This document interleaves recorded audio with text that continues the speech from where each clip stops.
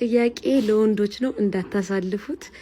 ባሌ ምን ይለኛል መሰላችሁ? አንቺ ከምትታመሚ እኔ 10 ጊዜ ብታመም ይሻለኛል። አንቺ አሞሽ ከተኛሽ ቤቱ ጸጥ ረጭ ነው የሚልብኝ፣ ቤቱ ጭልም ነው የሚለኝ፣ በቃ ቤት መምጣት ያስጠላኛል።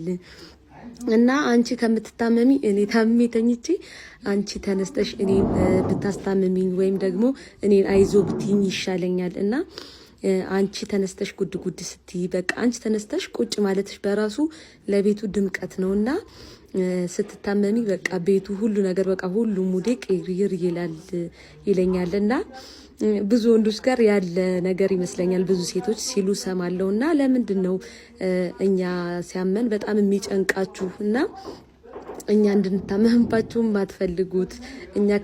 እናንተ ከምትታመሙ እኛ እንታመም የምትሉበት ምክንያት ኮሜንት ላይ እንድትጽፉልኝ እፈልጋለሁ። አብዛኛው ወንድ ጋር ያለ ችግር ስለሆነና ዛሬ ባለቤቴ ጧት ሲወጣ አሞኝ ተኝቼ ነበርና የወጣው ሲመጣ ሁሌ በቃ አሞኝ ተኝቼ ከጠበቅኩት በጣም እንደሚደብረውና እንደሚጨነቅ ስለማቅ በቃ ተነሳስቼ ሻወር ወሳስጄ ነቃ ብዬ ቆንጆ ምሳ ለብርድ የሚሆን ቅቅል ሰራሁኝ። ከዛ አትክልቴን ቆራረጥኩ።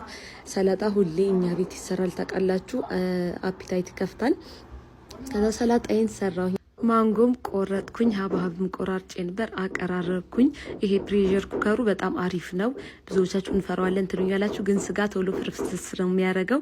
በተለይ ለቅቅል በጣም ቆንጆ ነው። ሁሉንም ጨማምራችሁ ስታድርጉት ባንዴ ነው የሚያደራርሰው። ለዛ ነው የምጠቀመው። እዩት፣ እንደዚህ የሚያምር ቆንጆ ለብርድ የሚሆን ቅቅል ሰራውለት። ሲመጣ እንዴት ደስ እንዳለው ወላሂ በቃ ደስታው ፊቱ ላይ ይነበብ ነበር። ቀንሽ ብርት ይበል ብሎ መረቀኝ። እወዳቸዋለሁ።